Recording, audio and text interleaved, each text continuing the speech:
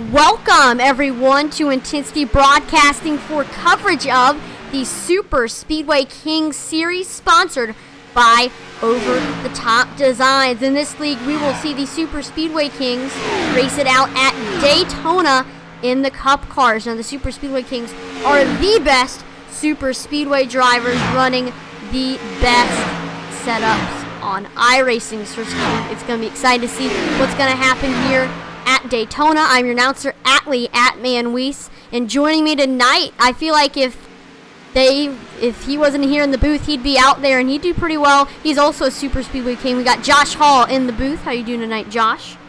I'm doing well, Atlee. I'm excited to see some more Daytona racing. We had an exciting finish Sunday night in the Real Cup Series. Let's see if these guys can match that. Right. Kudos to Jimmy for making the schedule like that, so we were able to have Daytona the week after the Daytona 500. That ended up working out really well. We want to thank the race sponsor, Over the Top Designs. If you're in need of a top-notch custom paint scheme, check out Over the Top Designs on Facebook, as they do have some awesome paint schemes that they can make. It's going to be about $15 to $20, but that's worth it with all of their different options. And I have actually put the link to their Facebook page in the description of the video, so you can go directly there so you can message them about your paint scheme inquiries. And we also do have an anonymous sponsor that is paying 20 iRacing credits to the winner each week, plus 100 iRacing credits to the champion. Speaking of champion, let's take a look at the point standings as it stands. Rick Seabrands, after 9 races, is the points leader. 35 points behind him is Mark Mann. Then we have third place, it's Gabe Butler. Fourth is Patrick Groover. And fifth is John Stathakos. So that top 5 is a lot of the drivers that have been consistently up front, and one of the main things with consistency is the fact that Gabe Butler, he has 0 wins, but he has finished in the top 5 and 10 a lot, so he is third ahead of drivers like Patrick Groover and John Stathakos, who do have wins. Yeah, I'm kind of surprised that while Patrick's up there at the front, Seth's not in that top 5, even though they've worked together so well and have come home back to back, in front of each other each time. Right, and we'll see if they'll be able to work together here at Daytona. But we know for sure they're going to be working together. It seems like those two have a strategy to get hooked up with each other as quickly as possible, and then work that out sideline and get to the front. It'll be hard. I mean, the Super Speedway Kings can do it, but we're not going to be seeing a lot of 3 wide as we normally do here in the Super Speedway Kings, just because it's Daytona. Daytona's a lot more skinny compared to Talladega. Also a little bit bumpier, too. It's a lot smoother than the, say, Daytona of 2007 days, but there's still quite a bit of bumps out there that can really upset the car, so. Last week we had a caution-free race. They went 77 laps caution-free. Let's see if they can do it again tonight. And that comes after the week before that race. We had like 5 or 6 cautions. So they definitely put on a show and improved from that. We'll see if we might potentially see another caution-free race. I mean, it's pretty hard, to have a caution-free race at a super speedway, but, if there's one league to do it, it's definitely the Super Speedway Kings. Qualifying is currently on right now, as they've got 1 lap to decide who is currently the fastest, with no cars on the track, nobody to help you, push you, draft you. It's just your car and it's set up alone. Yeah, and Eddie was kind of amazed by this last week, that these guys just do a 1-lap qualifier. So it really brings the cream to the top. Make sure that the best lap you can do is that 1 lap. And it kind of takes everything out of it. Right. Majority of the leagues do have like 2 lap qualifying. I've seen 4 lap qualifying. But, I mean, 1 lap qualifying, that also proves that qualifying doesn't exactly mean too much here at the super speedways. You know, personally, I tend to disagree with that. I know a lot of people don't, but me personally, I want to start up front. I want that premier pit stop, pit stall, and I want to make sure that I'm up front all race long. You know, some people like to start in the back and hang out till the end, but me, I like to be right up front there and mixing it up, because 9 times out of 10, if there's going to be a big one, it's not going to be in the very front of the field, unless, Joey Logano's involved. But let's see, some people are getting on the board right now, and the fastest is currently the 24 machine of Everett Lane. He had a 46.13. Michael Pegg, last race's winner, was very, very close, but it ended up coming down to the thousandths, and Everett Lane was a little bit faster, so Michael Pegg is going to move into second. And Everett, Michael, and Darren last week really ran together well. They're the ones that pit a little bit early, got in and got off a pit road first, and ended up just running away with it. So if we see another green flag run like that, expect them to do the same. Aren't they all part of, like, they have those chrome paint schemes and they're called the regulators, all those people? Yep, those 3 right there are the regulators. It's one group right there. Yeah, watch out for that, potentially. I've seen, in some of the previous races, they've also worked together, but they weren't quite able to get the win, but still, they were up front majority of the race. So far, nobody has been able to get by Everett Lane on the top of the board. We still got Jay Hilliard, Mitchell Wilkes, Gary Sislapinski. Got to get on the board. David Adamson.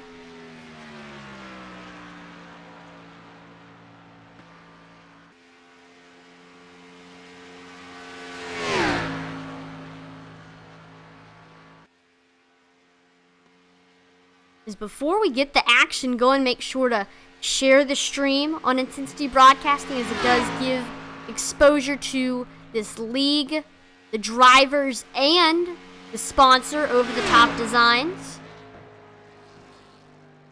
Just helps us and the leagues out a lot. The Super Speedway Kings, there's one league that deserves it, it's them. They put on a show every single week with these super speedway drivers. It's just so awesome what they're able to do. And that comes off of years and years of practice. If you look at, I do have like an information sheet, and a lot of these drivers, when giving out the information, they told us how many years they were on iRacing. I see a lot of 11 years, 10 years, 9 years, 7 years. So a lot of these drivers have been on the sim for pretty much its entire existence, and that means 10 or 9 years of practice at these super speedways, and that's how they've become so good on iRacing. Yeah, I've been on the sim now for 11 years myself, and a lot of these names are people I grew up and started racing with. Guys like Jimmy Crow and, Dude Conrad and some of these guys that just, they've been around forever. They know how to run this place, and it really shows. So let's see, let me look at some of the names. So the Seth Groover and Patrick Groover, they've been sim racing for 15 years. Thomas Holder, I think he might be in this race. But anyway, Thomas Holder, he's been in sim racing for 12 years.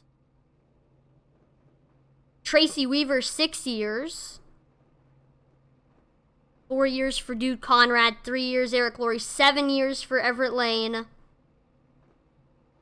Paul Fletcher's been sim racing for 20 years. Wow. Dave Butler, 3 years. Paul Witt, 2 years.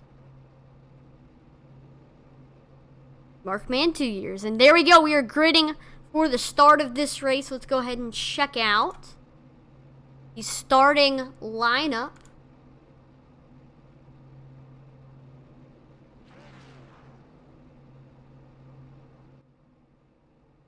So here we go. Starting in the first position, we got the 24 machine of Everett Lane. He had a good time, a 46.127. Starting second is the 777 machine of Michael Pegg. Third is Darren Razor. Then outside of him is the 13 of Frank Gramuglia. And then starting fifth is Kevin Freeze. Larry Boyle is going to be starting sixth in the 28 machine. Gabe Butler, in the 88, starting seventh. Paul Witt, the 429, he'll be starting eighth. Patrick Roover rolling off in ninth, and Gary Sapinski rolling off in 10th. Then we got 11th, the 071 of Eric Laurie. 12th is the 02 of Seth Groover. 13th is Al Cena. 14th is Charles Johnson. And then 15th is Mark Mann. Rolling off in the 16th place, Rick Seabrands. 17th is Nick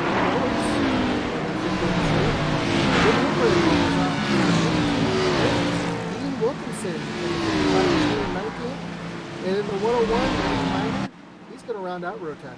21st is J.D. Crow. 22nd is Todd Siebel. Starting 23rd is Mitchell Wilkes. Outside of him is Mark Billen. And rounding out your top 25 is Travis Turnmeyer. Greg White in the 3 machine is going to roll off 26th. Then John Stathakos in the 27th spot. Michael Lovelace rolling off 28th. Dude Conrad in the 8 machine rolling off 29th. And finally in 30th place is going to be David Adamson. 31st is Brent Lee. 32nd, I've actually never seen a iRacer from this club. He's in the Hispano-America club. We got Diego Vasquez. Got 33rd, Tracy Weaver. 34th, Jimmy Reynolds. And 35th, James Mohan. And that's all we have time to do. We are getting set to go green flag racing here. Everett Lane, Michael Pegg on the front row. Tensity's picking up as these drivers are ready to go here at Daytona. Pace car pulls in. Green flag, green flag. There we go. Green flag is out here at Daytona International Speedway. Good start by the 24 of Everett Lane. He is currently clear. Or no, he's still side by side holding his own as the 777 of Michael Pegg.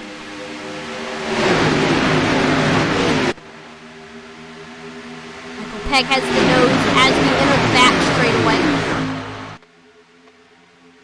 We're currently side by side. But there goes Michael Pegg thinking about going to the bottom. He stayed up for a little bit, and then there he goes. New leader, Michael Pegg. Now the new leader of the high side is the 13 of Frank Gramuglia.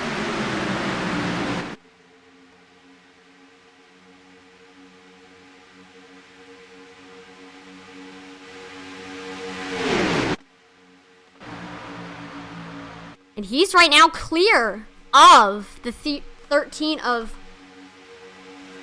Frank Gramuglia on the high side. Michael Pegg is on the bottom.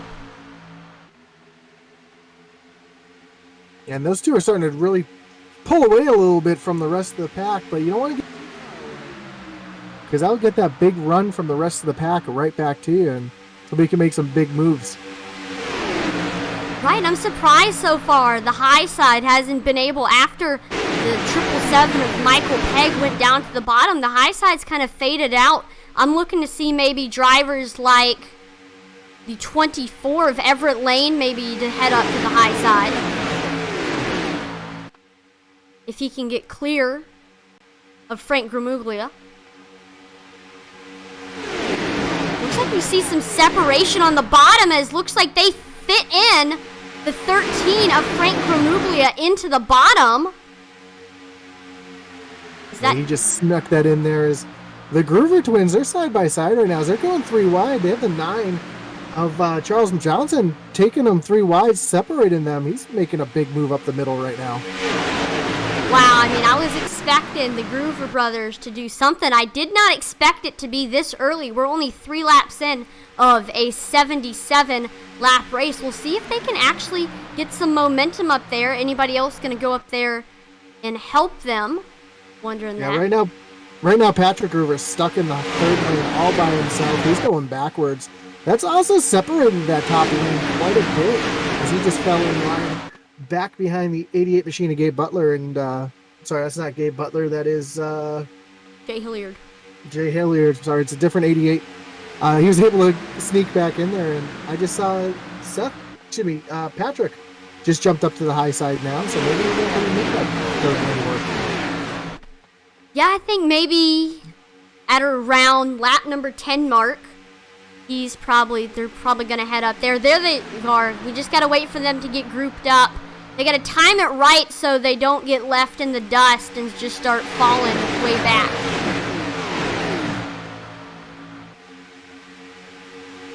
Right now the 28 of Larry Boyle on that high side is just trying to get something done. I'm seeing a big gap on that high side between the 78 of Gary Sislapinski and then the 9 of Charles Johnson up there. We'll see if Charles Johnson is going to be able to suck up to Gary's back bumper and so the high side maybe might get a little bit more momentum because of that.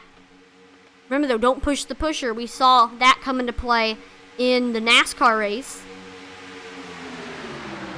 Yeah, that's going to give that high line, those guys in the back there, that big run. And what that's going to do is once they catch up, they're going to have to check up hard. And that's going to actually start to separate them again. As you can see right now, a little separation on that top line yet again. That's going to give the energy back to that bottom line. As we can see, the bottom line's definitely able to stay a little tighter together. And the top line just kind of keeps falling apart just a little bit. As you see those first 3 cars right there just kind of really running each other's tire tracks. Looks like the high side, though, has been able to get to each other. There we go. We're finally seeing a well-formed high side, and that's really showing off on the track as 28 of Larry Boyle is getting a lot of good momentum, and we might see him take the lead the next couple of laps here at Daytona. That's just how fast things can change. One moment we're talking about, oh, there's no energy.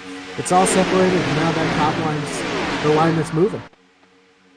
I always call it super speedway. Super speedways is full of mood swings. You see a lot of mood swings where at one time the bottom's got a lot of momentum, and then, oh, there goes the high side getting a lot of momentum.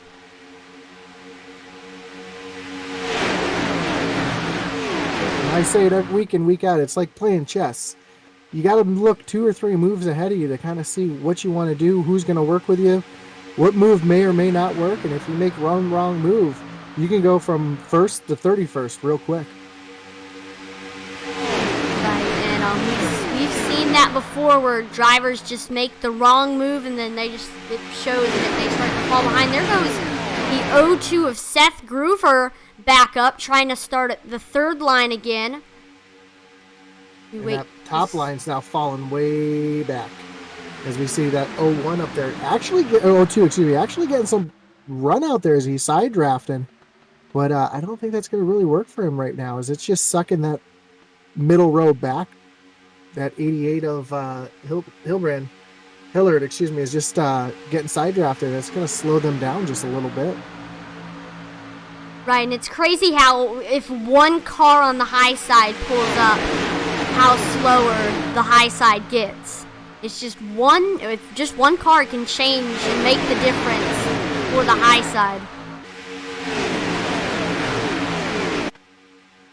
And you saw the separation between the 09 of Charles Johnson and the 34. Because that separation, that's what's given the Seth out there on that 3rd lane some momentum, because that 2nd line right now is the outside line right now is just accordioning. And when you get that accordion effect, it checks everybody up, and he's just getting these little runs. Unfortunately, he's got nowhere to go with them. I think if he wants to get anything done, he's tried it before. He's just got to start side drafting Jay Hilliard and get up to his brother Patrick there. And I think if he wants to get the high side going, it's not just going to be a one-man show. We're going to need 2 or 3 cars up there before he actually gets something going. Yeah, it looks like he's trying to side draft Hilliard right there. And every time he gets up to the area where he could start the side draft actually bites him back.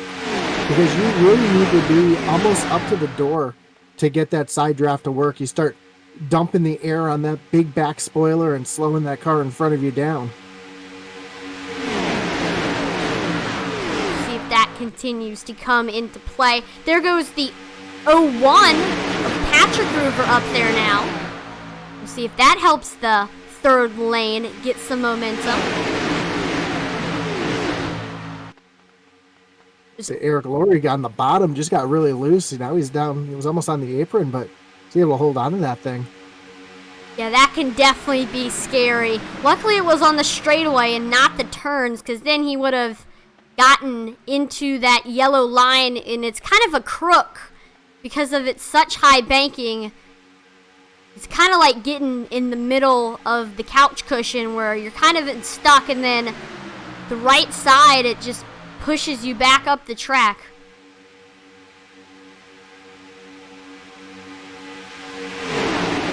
Well, Allie, this has been a pretty uneventful race so far. These guys haven't really been pushing too hard. I imagine if it stays like this, we're going to see Michael Pegg and Everett Lane and them boys peel off here. Probably, I'm going to guess right around lap 15 to 18. They might try to do that same strategy they did last week where they pit early, was able to get themselves out front big and continue on. Yeah, right now we're seeing a little bit of a deja vu almost from last race with who's up front right now. Like the top 5 are all of those chrome regulators cars. We got Michael Pegg, Larry Boyle, Everett Lane, Paul Witt, and then Frank Vermeulen. You've got a lot of cars, good cars too, kind of laying back, staying out of trouble right now. Stathakos back in 29th, Brett Lay back in 31st, Thomas Holder back in 34th. 33rd. So those guys are kind of just hanging back there, taking their time, and just relaxing, hoping for something big to happen in front of them so that they can gain a bunch of positions. Well, that's a terrible strategy if this race is going to be anything like last week where it's caution free, because I think that's exactly what they're expecting right now. If they continue to keep it clean, then that strategy is going to go out the window and cost them the race. And it's nighttime. It's really cool temperatures. 65 degrees. Track temperature is 66. These cars have a lot of grip. So these cars are just going to... and plus, that cooler temperature is going to keep those engines cooler and give the cars a little more horsepower. So we'll just have to see if anybody feels like a superhero and takes the big runs, or if everybody kind of takes it easy for a few more laps. Yeah, taking it easy is definitely the description of how everything's going so far. I think these drivers just want another race like last race where just going to be a long green flag run, green flag the entire time. Just keep everything calm and then let green flag pit stops decide who wins and who loses.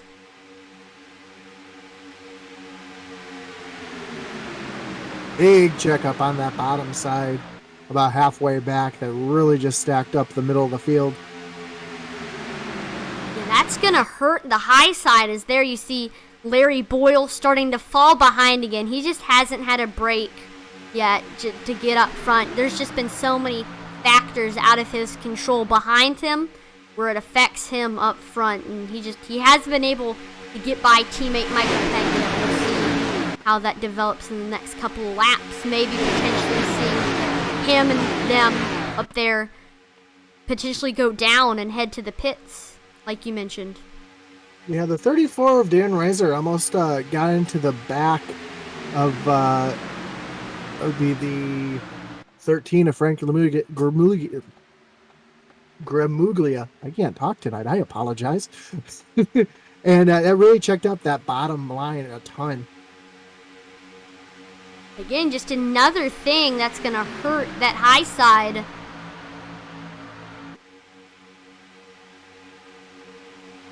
I think right now, we're in the point of the race where I think everybody's content on waiting until green flag pit stops. I don't think there's going to be a caution. I don't want to jinx anything, but I do not think that there's going to be a caution between now and when everybody starts to dip off for green flag pit stops.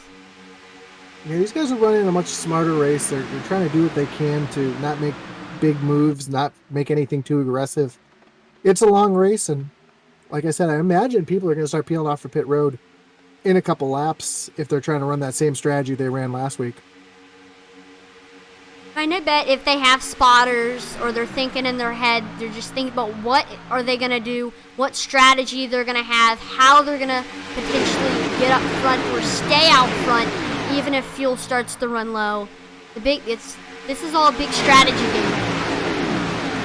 Yeah, we're starting to see that those guys on the top side starting to funnel down to the bottom. We see only 6 cars on that high side right now, and they're really separated as the 4 of Rick Seabrands has now got a big run because of that big open space between him and the 78 there of Gary Slipinski. Yep, and that's going to give the high side maybe a little bit of momentum to potentially take the lead over that 777 of Michael Pegg. They've got a great run, and if they can keep it up into the back straightaway, I think we might see a new leader. Because definitely the high side gets the best runs on the back straightaway because they just put the pedal to the metal, not having the wheel turning, messing up your speed. That bottom lane's starting to fall apart a little bit. The top lane's a little better formed up. As you can see, those cars on top are real tight, but they're separated on the bottom side. A couple cars dipping on the pit lane now. A lot of cars on pit lane. I see about 1, 2, 3, 4, 5, about 12, 13 cars come onto pit lane right now. Led by the 9 car, Charles M. Johnson. We'll see who wins the race off of pit road with them. Of course, everyone's going to get fuel, and we'll see a lot of people getting left side tires. Yep. Yeah,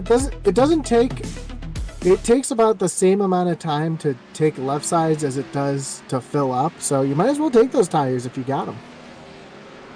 Looks like Kevin Freeze and Gabe Butler were side by side off of pit road, so here comes the leaders.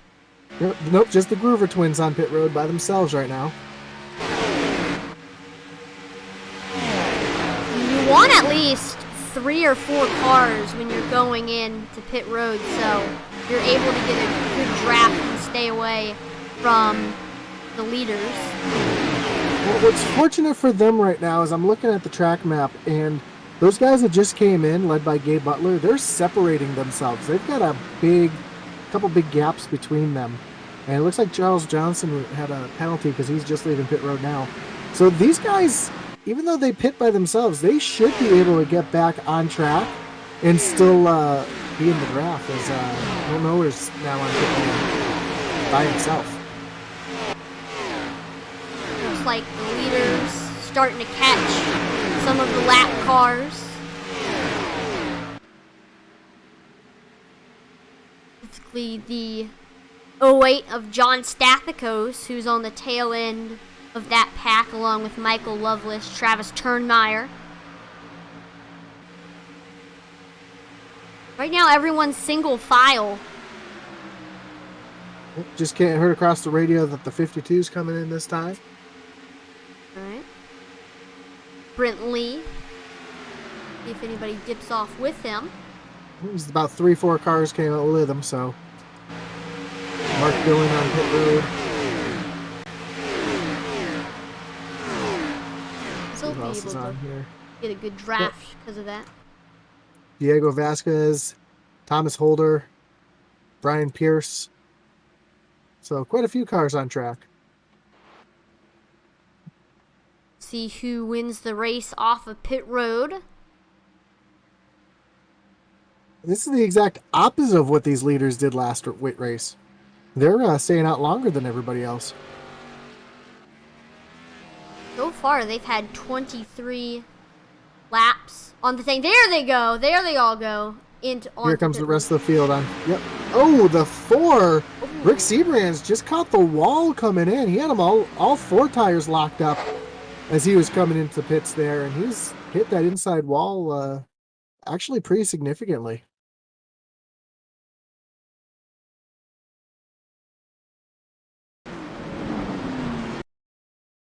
We'll check out the wreckage replay for him.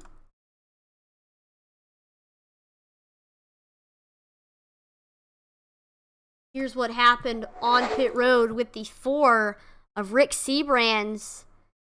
There is heavy braking. He was just too close to the inner safer barrier. Boom, tags it. That's definitely going to slow him and keep him away from the rest of those pit drivers. Looks like he's going to have to use that reset they have, and they do have 2 fast repairs, so now he's down 1.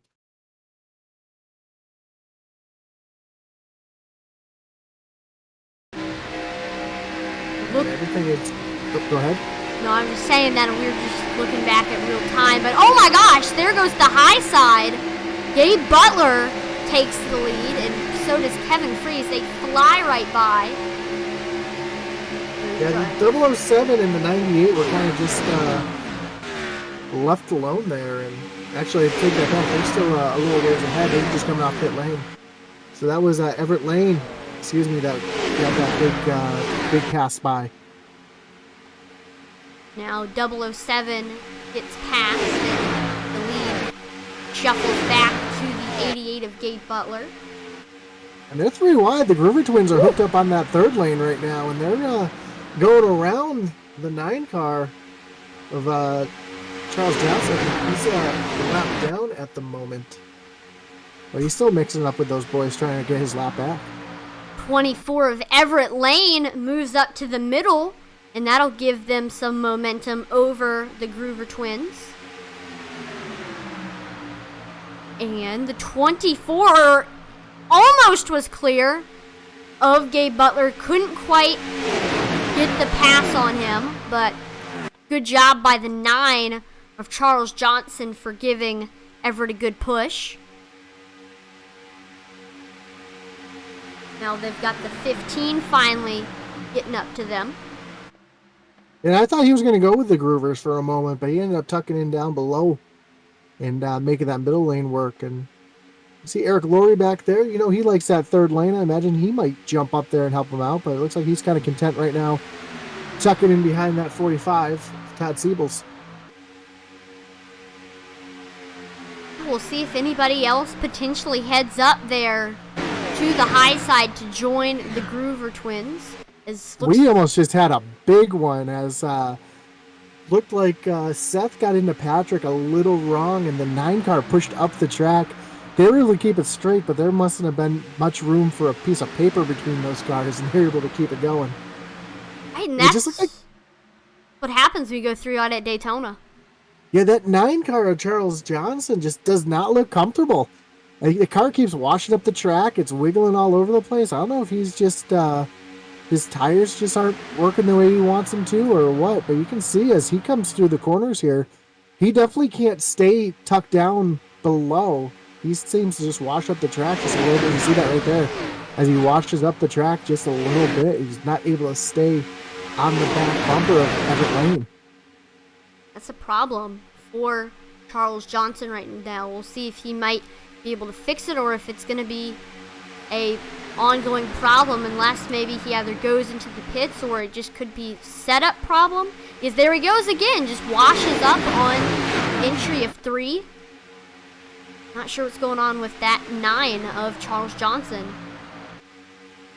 It looks like he's going to stay on that 3rd line and fall to the back. And Atlee, one thing that can happen when you're getting on the pit road, if you lock up that right front tire and you don't get it changed, you can wear that right front down quite a bit. And having a right front that's worn down is just going to cause you to push up the track like that. And that's kind of what it looks like to me, is he just has a little bit of wear on that right front. It's causing him problems. So, it's like that could be the reason why Charles Johnson And that's why, I mean, you got to practice entering pit road. Because that's a lot of things. I mean, you can stay out on the track and run fast times, but then when you have to enter into pit road, it can be a little bit of a challenge your first time. I mean, it's one of the more challenging things, honestly, in iRacing. It's just entering pit road, especially at a plate track where you got to go from 200 miles per hour all the way down to 60. Yep, and I just actually looked at his replay again, and I'm going to take back what I said.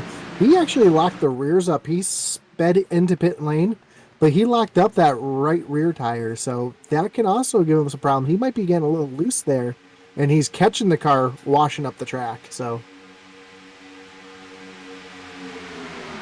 When you're doing 204 miles an hour, it's not a fun feeling to have to chase a car up the track. He's definitely hoping and awaiting green flag pit stops again. I think he'll just be able to try to hang on to it for the next 10 or 15 laps until people start going in again.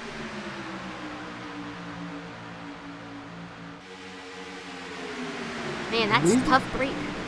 Yeah, and these guys run open setups, and there's a lot of quote-unquote tricks that you can do for these setups. And sometimes they'll make you fast when you're up front, but when you're in the back of the pack or in traffic, it can really upset the car. So I'm not sure if it's more setup or if he's having, like I said, tire wear issues or what, which you typically don't see tire wear issues at a super speedway, but it does happen.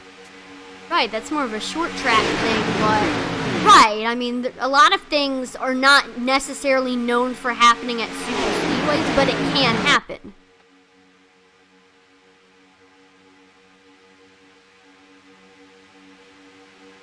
Here comes a big run on the high side. Getting the nose at one point was the 28 of Larry Boyle.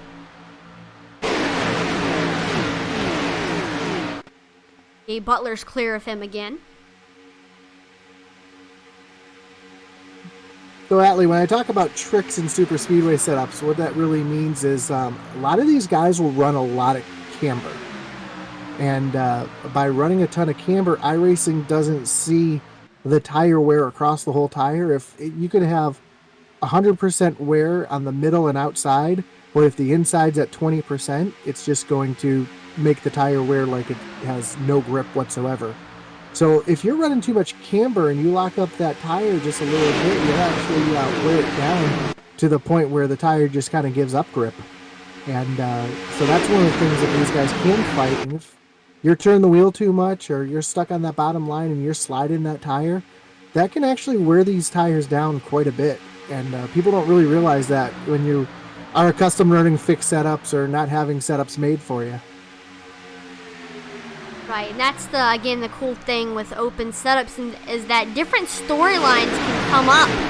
Because, I mean, everybody has a different setup and problems can arise. Of course, setups can definitely help the car go faster, help you in certain situations and help you win. But a lot of times, sometimes your setup can actually make it worse. As we see a lot of separation in the middle of the pack right now. Those top 10 cars you can really throw a blanket over, but as you go back a little bit, there's a lot of separation, especially the 69 car of Michael Loveless. He's trying to make that high side work right now with the 08 of John Stathakos. They're trying to make something happen out there as they're trying to catch back up to the tail end of that high line right now. Yeah, there they are right there, and I think maybe if they can catch a little bit of the draft, they'll start to get a gun run. As there they go, they're starting to suck up to the back bumper. Who's that on the top? It's like that is 85 Alcina. Yep. But like the little flips of the 8. But yep, he's starting to catch up. So it looks like Michael Loveless has been able to get up towards Alcina. Good run for Larry Boyle as the nose. We look back up front. Yeah, they've been side by side for the lead, trying to make something happen.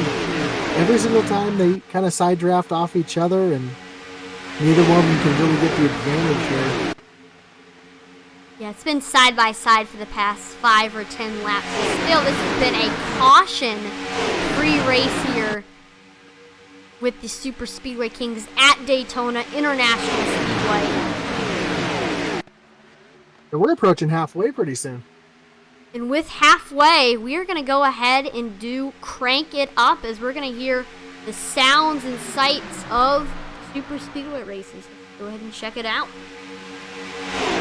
So pump up the intensity, I forgot.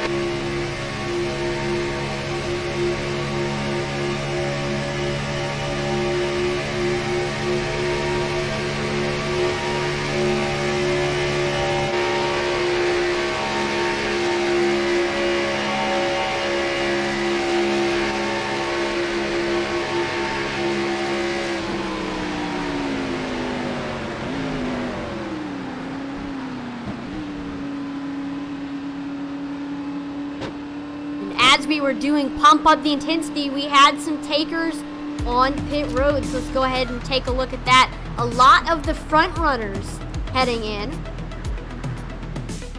Kevin Freeze, Gabe Butler, Eric Laurie, a lot of the low-line racing drivers heading in.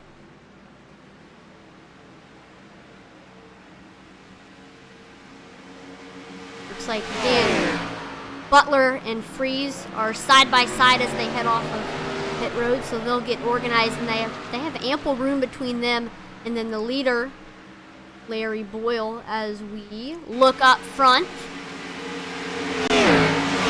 Actually, you need to pull up a Wreckage Replay on Gary Slapinski on lap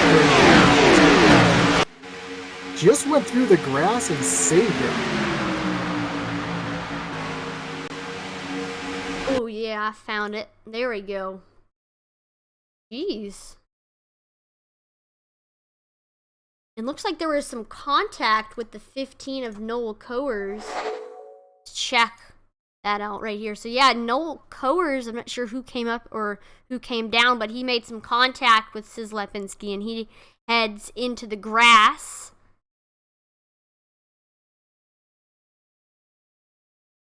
Four by four and at 200 miles an hour. Wow. Not a fun feeling. But he was able to save it. That's a hard thing to do. He had to, man, I want to check out.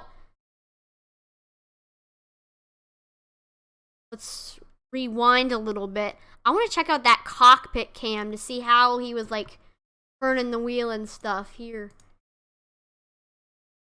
There he goes, heads into the grass. Whew. Saw that tachometer turn red as he was bouncing off the rev limiter. There he goes, back onto the track. What a save there by Gary Lepinski. He's able to stay in the top 5 in 4th, so good job by him. Single file out on the track. As so far, I mean, those drivers, the regulators, are doing the complete opposite strategy compared to last time, where they're staying out a lot longer compared to everyone. Gabe Butler now is able to extend his lead right now. So when this all cycles around, he's going to be the leader again.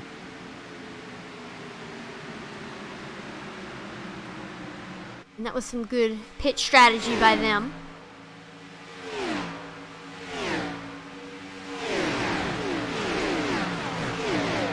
I mean, Gabe Butler and Kevin Freeze so far, last pit stop, they ended up coming out on top, and looks like it's going to happen again.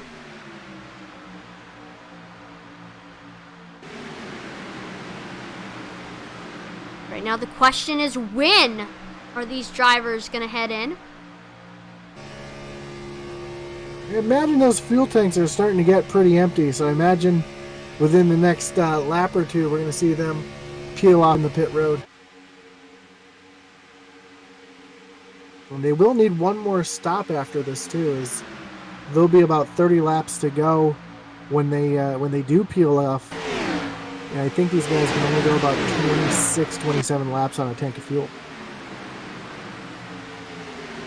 Look at right now pit strategy for these drivers. So far it's been a 20 lap stint for the 28 of Larry Boyle, along with him all the way down to like Jimmy Crow and stuff. As there goes Groover. Both of them head on to pit road. Oh, Patrick just lost it coming on the pit road. I think he might have been speeding.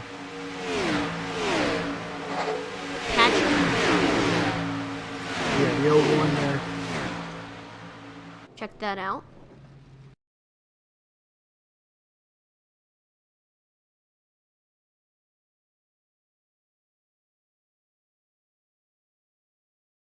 Yeah, he is sitting on pit road right now still, so it looks like he had to serve a speeding penalty.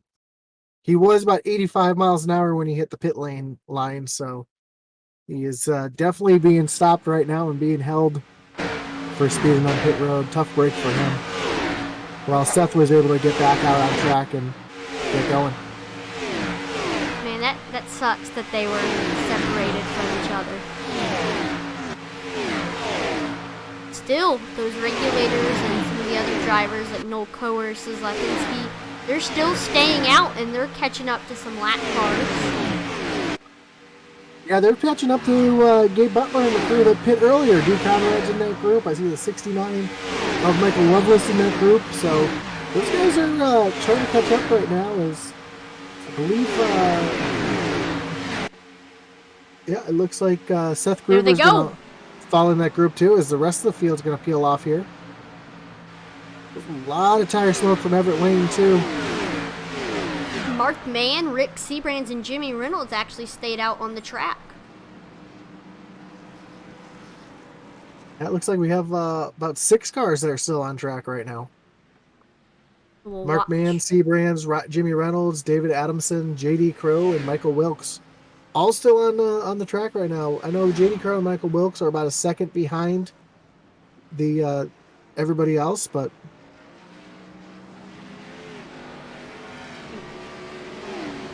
Lane, Witt, they end up winning the race, or first and second off of pit road. As here comes the rest of the field catching up to them. As there goes all of those drivers onto pit road, and looks like now David Adamson and Mitchell Wilkes are in front. And they haven't picked yet. They'll be coming in next time by them for sure. All right. Wins of the race off of pit road for them.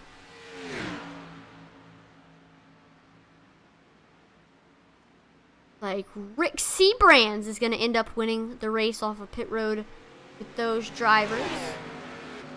I just heard the 98 of Mitchell Wilkes come across and say he's pitting this time by, so that's going to cycle the entire field through. Mitchell Wilkes. Still, oh, no. Still David Adamson is still on the track. Out front.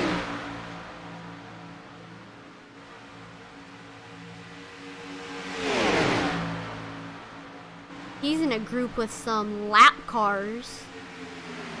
Stathakos, Hilliard, 101 of Randy Minor. A big move from Seth Groover. He just drove around Gabe Butler like he was going backwards.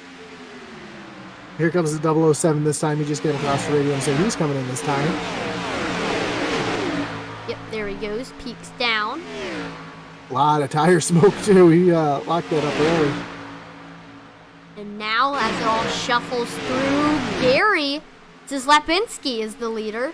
But he's got a hard-charging Everett Lane. He's hooked up with the 429 of Paul Witt on that high side. Zlapinski's hooked up with Michael Pegg, who's... Is he on the lead? No, yeah, he's now on the lead lap. He was a lap down earlier.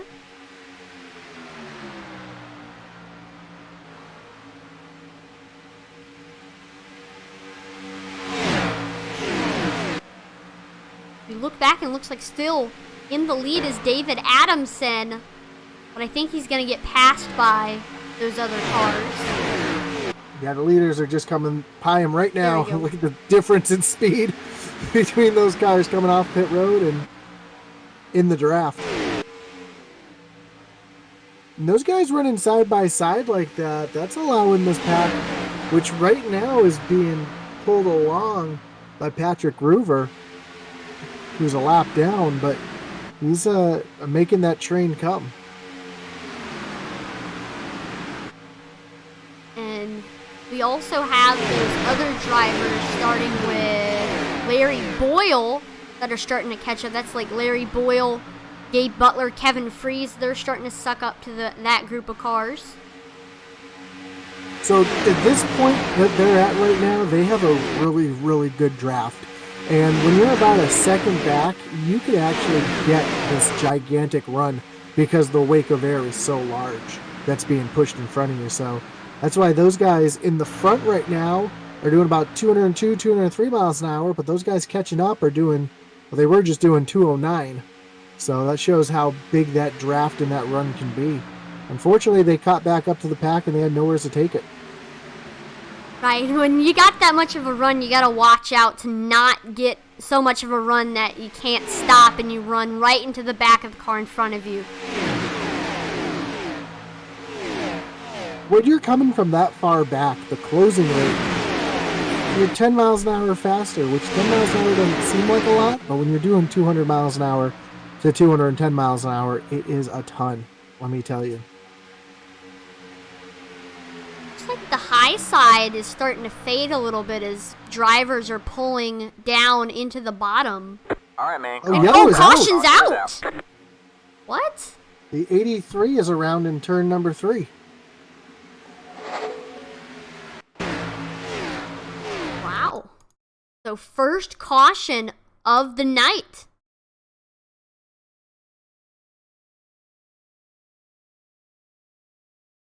Getting that up right here. Here is the wreckage replay. So Billin makes his way high. Boom, then some contact with the 071 of Eric Laurie. Turns right into him. So only like a 2-car incident. David Adamson's able to avoid it. There you go. Yeah, that was just a bump draft gone wrong in the wrong part of the track.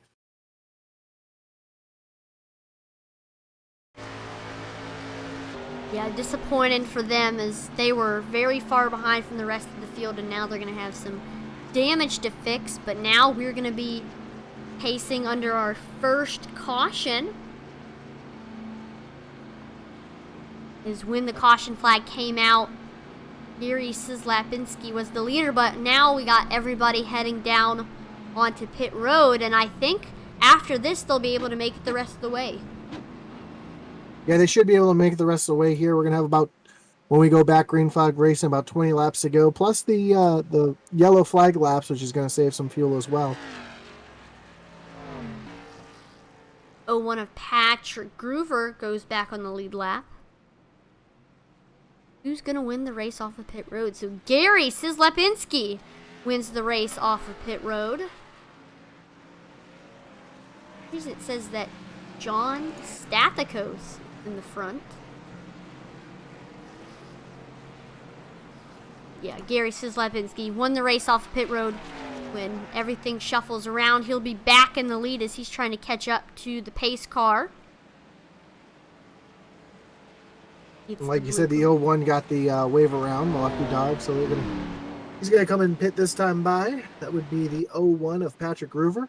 Had that speeding on pit road penalty earlier, but that's gonna trap the 9 car still a lap down as well. Charles Johnson, which I don't know. Right now he's in front of the leader. I don't know if he's gonna come in and pit, or if he's going to gamble and take the wave around here and hope another yellow comes out so he can be on the same strategy as everybody else.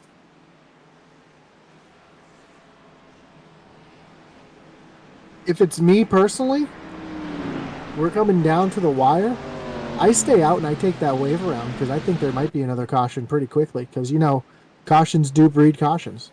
That is true, and I think you're right. After this, we might see another caution about 5 or 6 laps later is my prediction.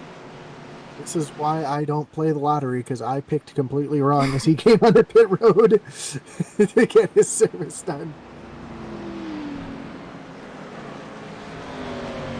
Oh, and I just now noticed Michael Pegg is in the lead. And lights on the pace car have gone off. And this front row is going to be Michael Pegg and Gary Slapinski.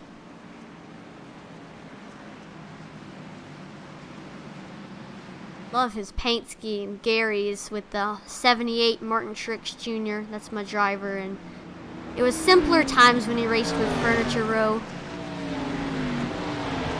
Oh, you're a Ryan Truex fan. I'm not. So in case you guys missed it, we had our first Intensity broadcasting podcast on Sunday night, and I accidentally said Ryan Truex instead of Martin Truex. Perfect ad plug. Thank you for that, because make sure to go and check out the Intensity Broadcasting podcast. You can either watch it on Facebook, or we're now on Spotify and Apple Podcasts, I think it's called.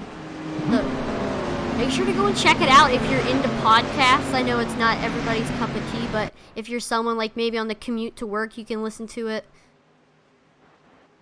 We talk about iRacing, we talk about real racing, we talk about all our leagues, so it's a nice way to do something and give back to you guys and let everybody know what's going on with all leagues and special events and everything going on. We're going to go back green here with the Super Speedway Kings. Pace car pulls in. Green, green, green. As we go back green here at Daytona International Speedway. Good restart by the 777 of Michael Pegg. Yeah, that outside line did not get the restart that the inside line did. You can really see that right now as that 78 starting to fall back. Unfortunately, he's got no help. The 429 is back there. That's Paul Witt, but just not close enough as Michael Pegg jumps to that high side.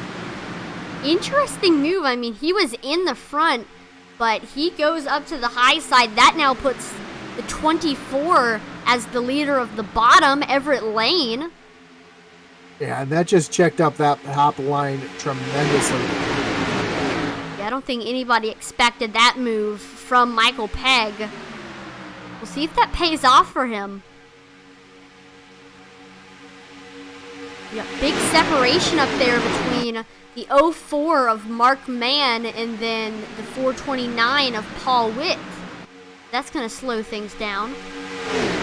Gary is all over that back bumper trying to push Michael Pegg back up to the front here as he's doing a good shove here down the backstretch. Oh no, with how... Oh, yeah, they got it. Oh no. A little separation there. It looked like he had to back out of it either. He's getting hot or he didn't want to hit him going into the corner and cause problems. And Jimmy Crowe just came across the radio, and unfortunately for him, he lost power just as qualifying finished. That's why he's not out on the track right now. So unfortunate for him, but so you see this great battle up at the front here.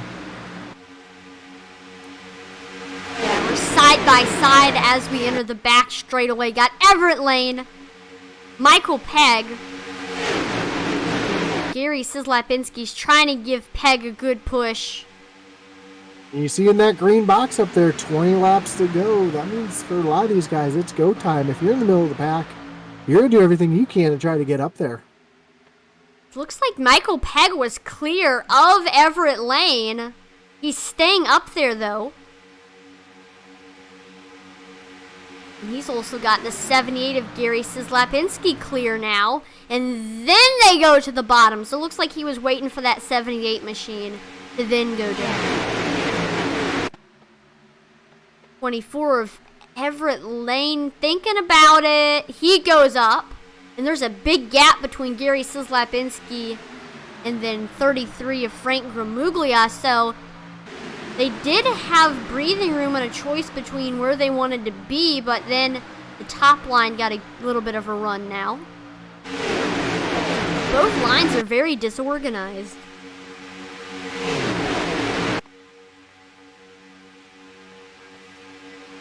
I'm just realizing, you know who I don't see up here in this top 10 is the Groover brothers, and I just checked, and they are by themselves. They're just crossing the start-finish line now. Those two are by themselves with nobody else right now, so they are... oh, we got a spin! We got a crash here now! 15 up into the wall, the 55 into the wall. It's like no caution. No caution. The 9 car was just completely sideways across the track as well. Caution, no caution. Despite that, we'll still check out the wreckage replay. We'll see exactly what happened. Looks like it had something to do. There we go. So here is the incident that we saw. So it looks like somebody was high and everybody was like, check it. Oh, that was the 13 of Frank Gramuglia, who lost a lot of ground. We'll rewind that and check that out again. He might have just caught the wall and just couldn't get up off of it. Yeah, that seems to be the case, and everybody was checking down to avoid it. And then there was some contact between Charles Johnson, the 55, 88, 52. 47 of JD Crow is able to cruise by everything and avoid the wreck. Charles Johnson got some of the worst of it right there, too, as he was hit the outside wall real hard, that outside safer barrier. So now he's going to have to go in under green into the pits, which will definitely, I mean, unless a caution comes out, that'll put him out of the race. But right now, we've got Gabe Butler and the 25 of Kevin Freeze. They're in the 3rd lane right now, and they're going somewheres. Yeah, this is the first Jude time. Conrad. First time Jude Conrad and Travis Turmoil also up to that 3rd lane. We got them 3x3 now, about 4 rows back as they come across the stripe here with 15 to go. Looks like somebody caught the wall there. That was that Pepsi car. Is the 54 ended up Travis Turnmeyer, the name that I was looking for, but he ended up hitting the wall. He's safe. Oh, and yes, spin. Spoke too soon. Oh my gosh. There's the caution. We'll check out that wreckage replay once again. It looks like Gabe Butler got a little nudge there.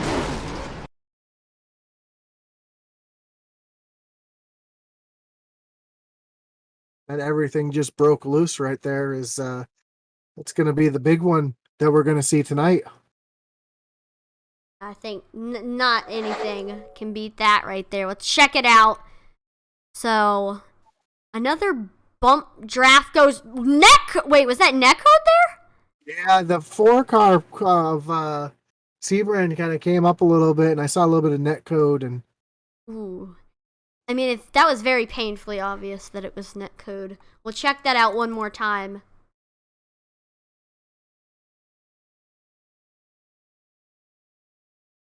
That was definitely 100% Netcode. Oh my gosh. Yeah, that's terrible for the 25 of Kevin Freeze. I mean, that has to be frustrating right there. Same thing. And I mean, the 4 of Rick Sebrands didn't even end up getting any damage pretty much.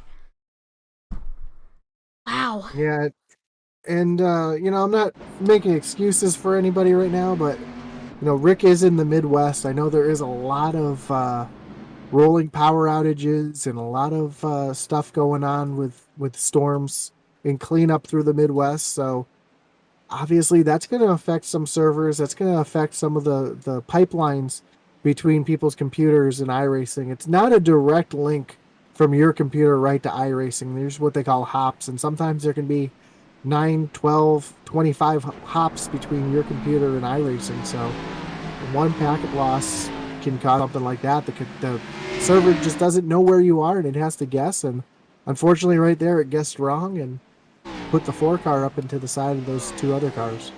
Bunch of drivers who are involved in that one head on to pit road. Like Dude Conrad wins the race off pit road. There goes Kevin Freeze. A lot of people didn't have too much damage after that one.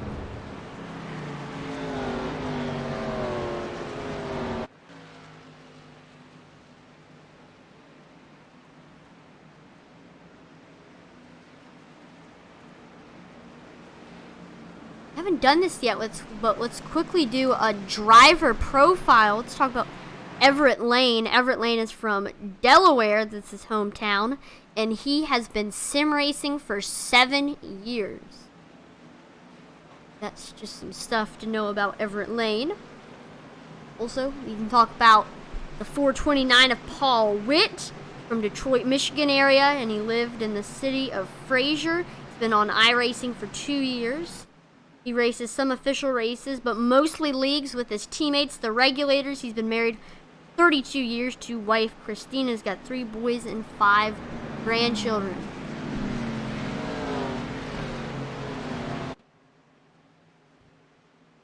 Also, I haven't done this yet, but let's go ahead and just do a quick flyby of the field to see where your favorite driver is. And I also haven't mentioned this yet. Make sure to tell us on YouTube, Twitch, and Facebook who you were pulling for.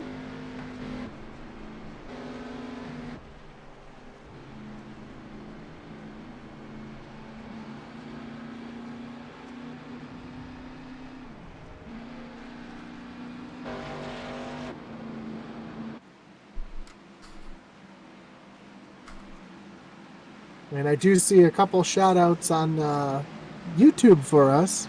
See, Bradley Green says, "What up, Batman? Good announcing tonight, guys. Doing a great job." Bradley, we appreciate that.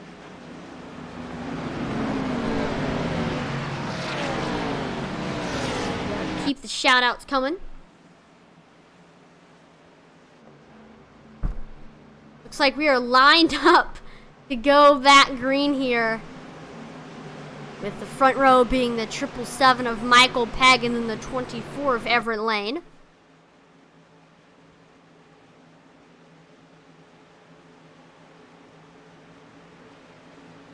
We're only going to have a couple laps left. Maybe a little bit more than 10, but still not a lot of time left. No, we're going to 11 laps right now to go. Okay. When they cross the line here for green, it'll be 11 laps to go, and man, there's some cars now, especially Seth and Patrick getting hooked back up now that they're back with the field. It's going to be exciting for them. I'm imagining they're going to hook up. I know they're side by side right now in the 8th row back, but these 2 are going to get hooked up here and make something happen. They'll find a way. I know they'll find a way to get up with each other. It's going to be some scheme. They always find a way to get up to each other. But there we go, we're back green here at Daytona International Speedway. Great restart for both cars in the front row there, as they're both getting a great push, both Everett and Michael here. All right, they're side by side for that lead. But looks like clearing him is the 777 of Michael Pegg. There's a big check up in the middle of the pack, and that actually separated the 01 and the 02 a little bit, but they're both, now they're coming nose to nose, or nose to tail here. Watch out for those 2 as we come to 10 laps to go to make something happen in these closing laps. Yeah, they're going to try to make it 3 wide, and maybe the next 2 laps they're going to try something once they get hooked up together. And wasting no time. No, and they got some help back there.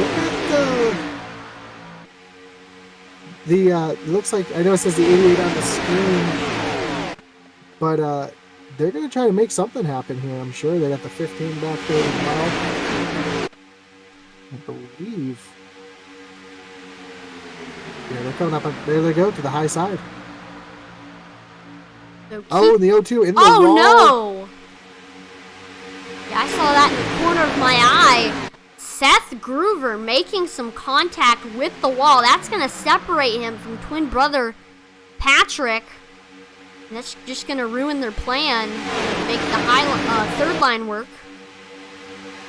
Doesn't look like he's got too much damage, though, so I think he's going to be able to continue on. Yeah, he's got a little bit of right side damage I can see here, but nothing too significant. I think he's going to be able to cruise along and be okay there. Take a look. Let's see. There's right rear. Yeah, a little bit of damage. And then right front, a little bit of damage. So. Oh, yeah, spin oh the 69 around. Caution is out. I saw the rocket in front of him. Okay, caution's out. That was another big one. That took out 6, 7, 8 cars right there. Did not catch that in real time, so we'll check out the Wreckage Replay, see what happened. It looks like the 69 just got turned around there. The 69 Michael Loveless. Here is the Wreckage Replay. There we go. Let's check this one out. And just maybe bump drafting go wrong there. Gone wrong for the 69 of Michael Loveless. Oh, wait. Well, actually, if you were to rewind that just a little bit, you would see that top lane just checked up. And unfortunately, he didn't check up fast enough. And you can see that checkup starting 4 or 5 cars in front of him and just accordioning him back. And it just didn't give him an opportunity. I believe he was completely off the gas when he got hit from behind. So I think it was around here with like these drivers where the checkup happened. Yeah, you see that black car up there on the high side kind of came down just a little bit, and that caused everybody else to check up just a little bit. You see how far the 00 there falls off the 25. And because of that checkup, that's what caused these guys behind to not be able to check up. Got into the back of each other, and see the 32 there of William Sanders up on the wall, riding the wall, gets up on 2 wheels. That's going to send him over. Nope, he's going to catch that thing back and get it back on 4, I think. Nope. Oh, he's on his lid. Ouch. Good thing this isn't real life. Yeah, you want to keep that shiny side up, and fortunately, he looks like he just caught the wall at the wrong angle and sent him around. Check back out to the front of the field. Looks like Michael Pegg was the leader when the caution flag came out. Here comes the lucky dog, Noel Coers, goes back onto the lead lap. That'll put him back in contention for this race.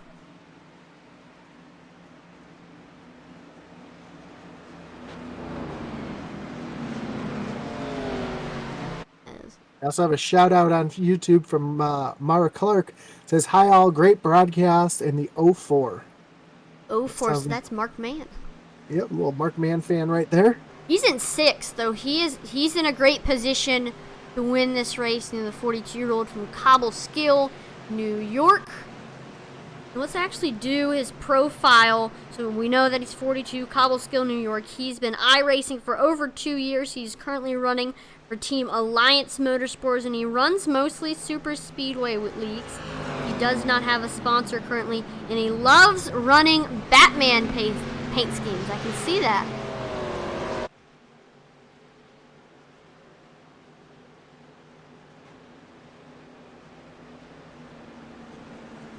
Looks like a couple cars are running down on the apron. I wonder if fuel might be a little bit of a concern right now. Ooh. I mean, I don't know. We've seen races before where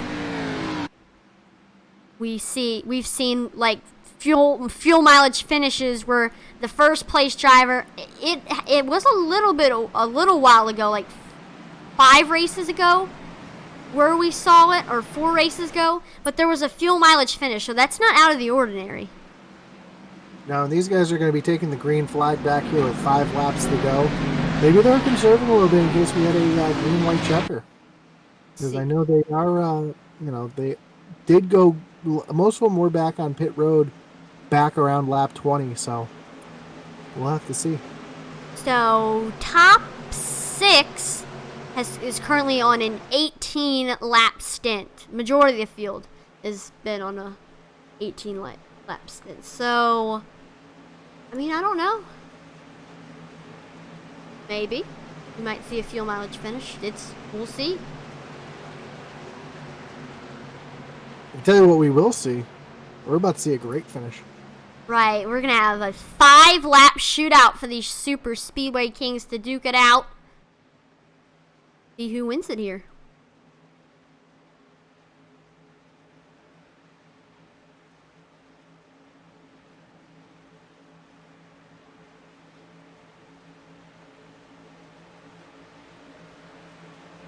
The Groover twins are starting side by side again. Have to see if they're able to work their way up to the front. We've got just 5 to go. Green flag, green flag. There we go. Green flag is back out here at Daytona International Speedway.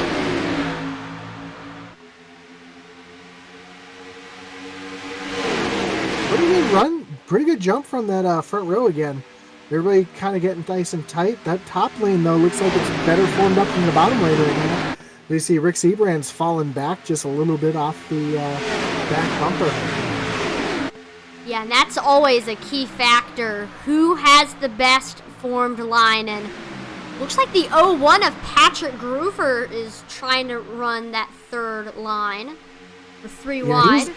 He was all by himself, and the top lane checked up just a little bit, and he tried to make a run happen, but I see Seth is in that high line now. He's a couple cars back, but I imagine those two are going to pull out and get hooked up. We have 4 to go as they cross the stripe. So not a lot of time left for these drivers to try to get up to the front. We'll see, though, who is going to try to make a move here. You see the Mark Mann up there on that high lane, not on the back bumper. And every time he gets to that back bumper, he's got to check up, and that causes him to lose a little bit of speed. So we'll have to see if he can stay up there and push. You don't really want to push, but if you can stay right off that back bumper, it kind of creates a little bubble, gets that his car is going, as we see the 01 way up high now. And there goes the 02 of Seth Groover. They've hooked up now. 3 to go. Right now, Michael Pettit trying to make it 2 in a row. He's really got that bottom lane pushing hard for him. I don't think we've seen 2 in a row all season here in the Super Speedway King, so this could be a first for the 777 of Michael Pegg and a first for the season. But don't count out that 24 of Everett Lane on the high side. You gotta spin the back. What? Oh, man. Big wreck behind. And then there goes some other drivers, so caution flag is out here. Oh, the 02 was caught up in that. None of his doing.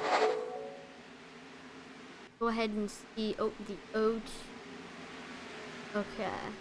I'm not sure who it was, but somebody got loose right below him and shot and came back across the track. And man, a couple of these cars look like Daniel Hemrick out there. Oh, I know what you're referencing. It was Tyler Reddick, but Oh, it was Tyler Reddick. I'm sorry. You said in the podcast that the 85 is a revolving door. I mean, Yeah, the that 8 car has been a revolving door. I think they've had like 4 different drivers in the last 4 years. Here we go. Here is a look at this incident. And the car that you mentioned was the 85 of Alcina. And oh, wait a minute. It was in front of him where, like, he ends up getting into the 02. I'll find who that is.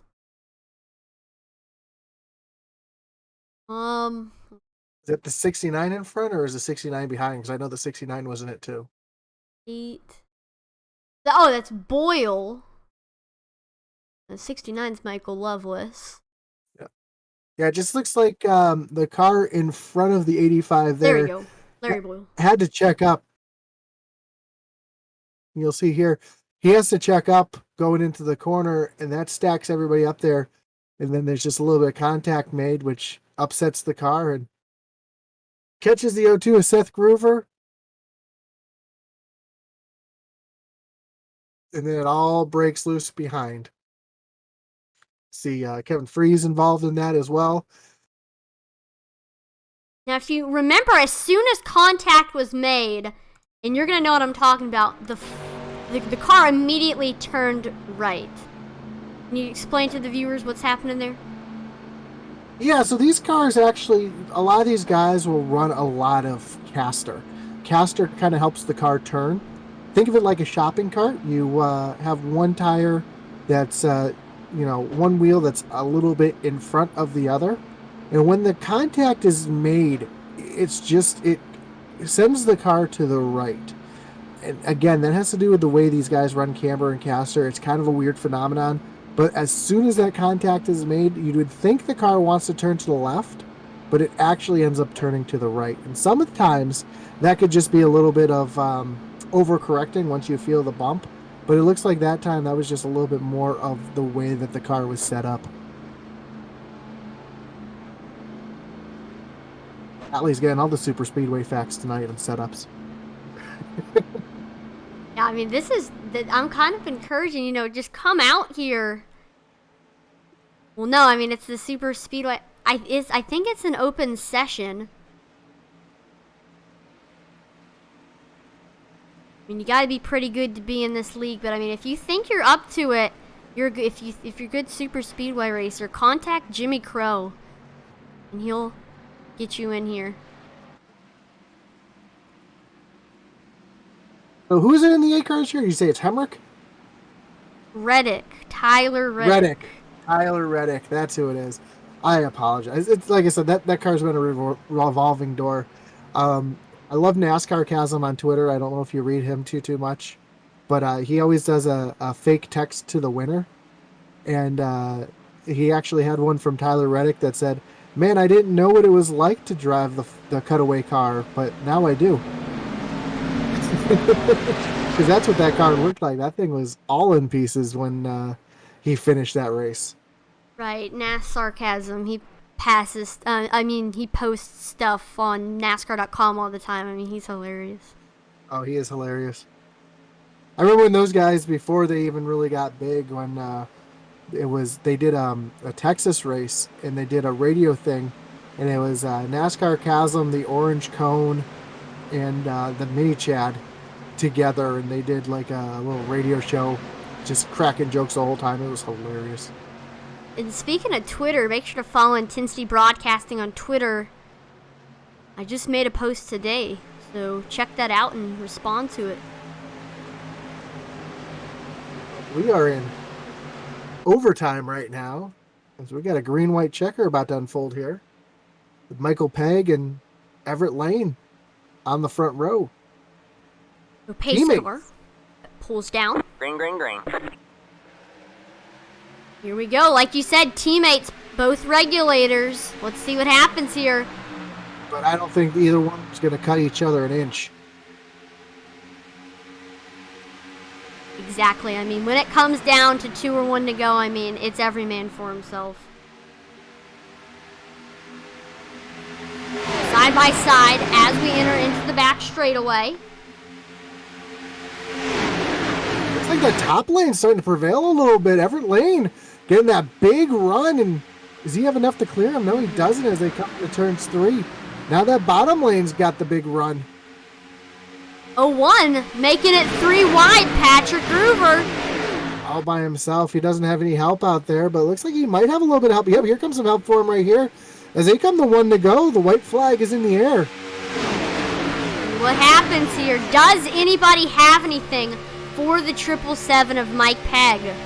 Mark Mann up to that third lane, but the 01 dumps him, and now the 01's by himself in that middle lane as he's coming up to the 4-car of Rick Seabrands now, trying to get that big run down the backstretch. See if he can make a big jump to the high side coming off of turn 4 to do something here. But right now, it's all Everett Lane and Michael Pegg side by side into turn 3.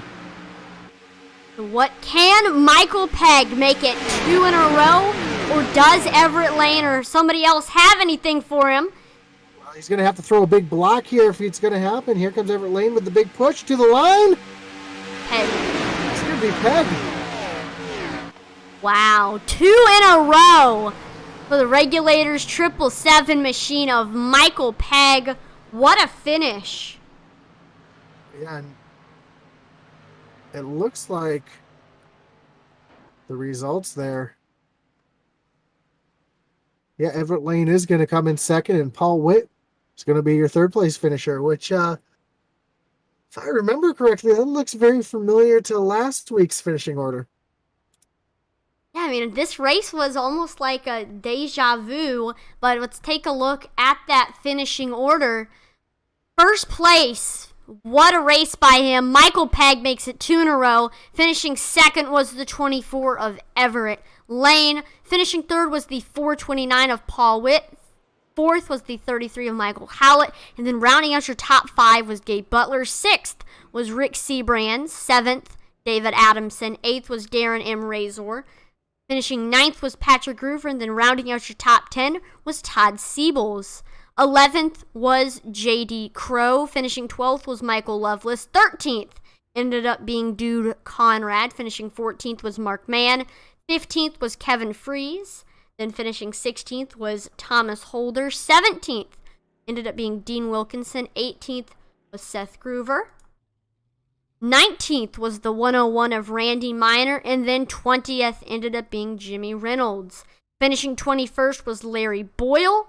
22nd was Brian Pierce. 23rd was John Stathakos. The rest of these cars are going to be 1 lap down or higher. Got Frank Gramugula in 24th. Mark Billen ended up rounding out your top 25. 26th was Charles M. Johnson. 27th, Noel Coers. 28th was Al Cena. Finishing 29th was Eric Laurie. 30th was Brent Lee. Finishing 31st was William R. Sanders. Finishing 32nd was Travis Turnmeyer. 33rd, Gary Sislapinski.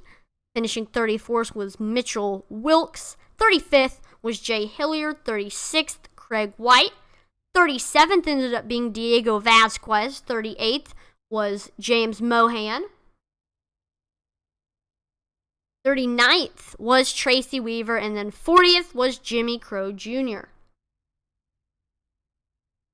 Gonna go ahead and take a quick break, and then we're gonna have the driver interviews.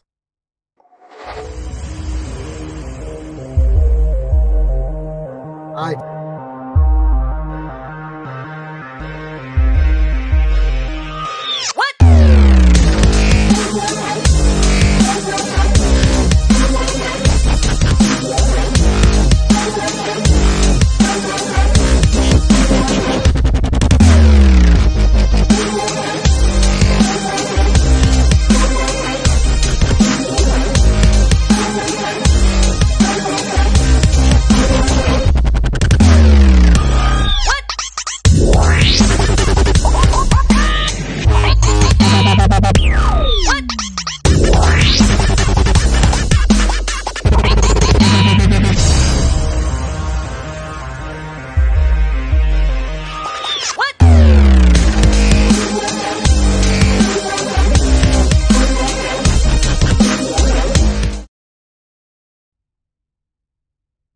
All right, we are getting set for the driver interviews. Let's start off with third place, Paul Witt.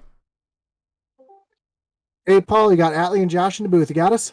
Sure do. Hey, another great run for you guys tonight, coming home 1, 2, 3. I know last week you finished third. Again, tonight you finished third. How'd you see the race from your point of view? We had some good cars. We had good speed, great teamwork. Can't thank these regulators enough, man. We've worked hard on this, and it's paying off. Yeah, I also heard Jimmy Crow say that you guys put a little curse on him and his power went out when you guys took the front row. What was that all about?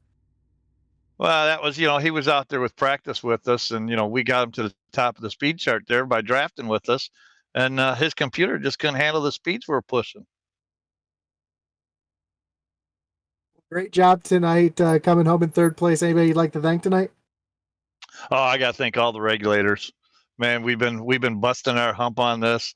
Estel's been doing an awesome job with the setups, helping us all out with the setups, and the leadership with Peg doing, he's leading the team, and we're pitting, doing the right pit stops. We're doing the right strategy, and it's starting to pay off.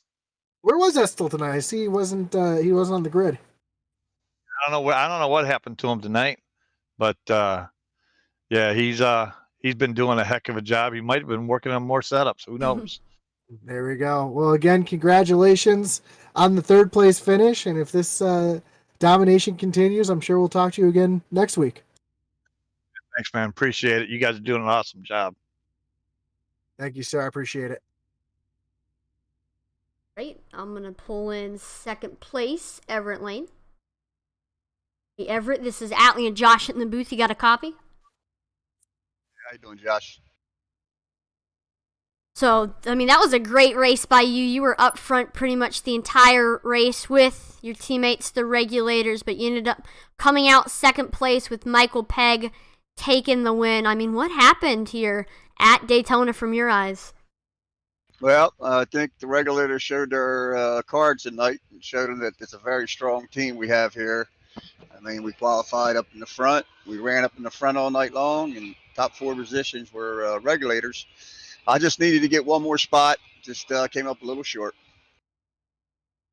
Right, and like you mentioned, I mean, the regulators, all of y'all did a great job. Just talk a little bit just quickly about teamwork and, I mean, how important it is here at a track like Daytona.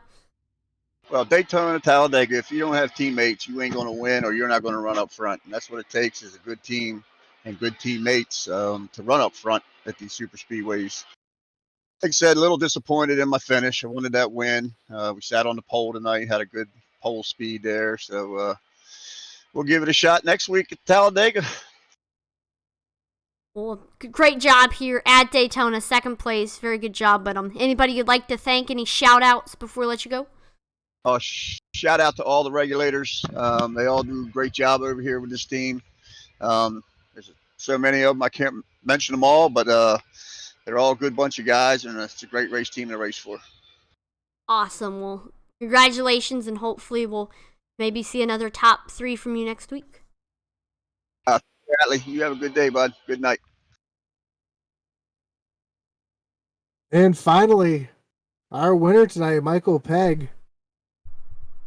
Mike, you got Josh Natley in the booth. You got us? Yes, sir.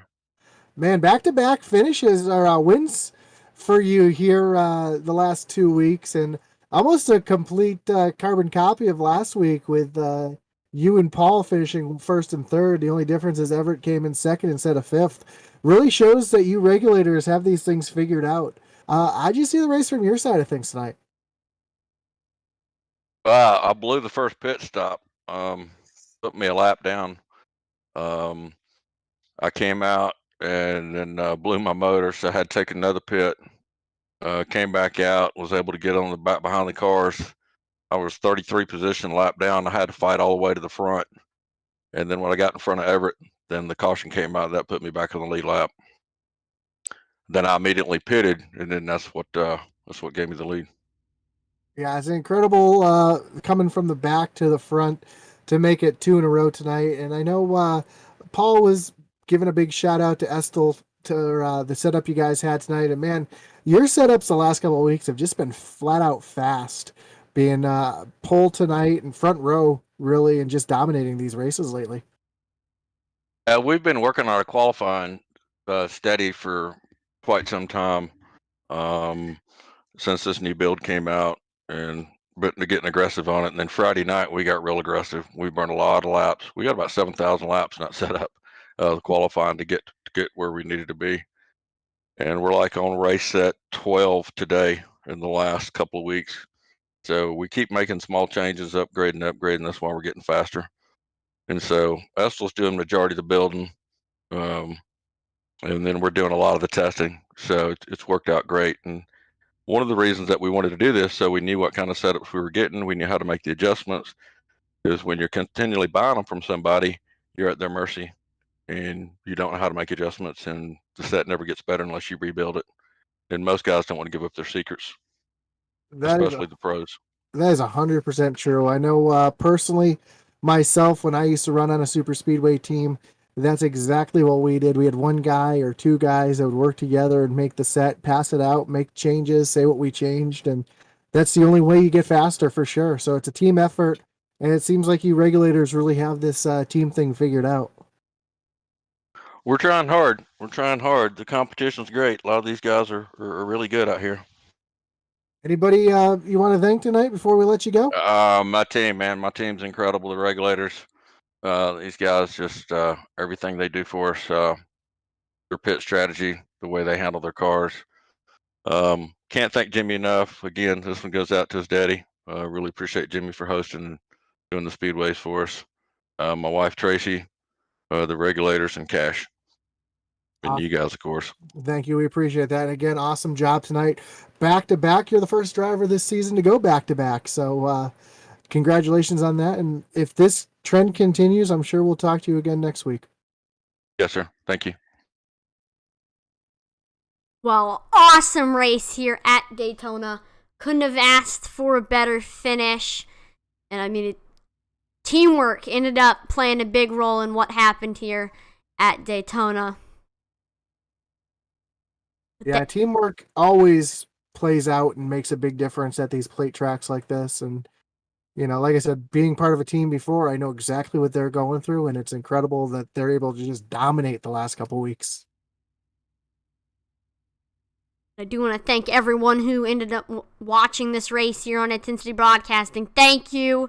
And make sure to like, follow, and subscribe to Intensity Broadcasting on Twitch, YouTube, and Facebook, as we are on the road to 1,000 by April 27th. And I think we can do that as an iRacing and racing community. Also follow on Twitter, as again, I did make a post today and it's a question, so make sure to respond to that. And stay tuned and make sure to turn on notifications, because we have the iRacing Oval Series Cup Series coming up pretty soon. So make sure to stay tuned for that. Yep, they're going to be taking on Phoenix tonight. So a little semi-short track racing tonight. So that should be a fun one to watch. So I'll be broadcasting that one tonight with Matt Knight. So come back and join me for the Australian Mountains 120. Yep, and the only way you'll be notified is if you turn on notifications, so that's very important. So make sure to do that, and hopefully we'll see you there. I'm Atlee at Manwees. Thank you for watching. Over and out.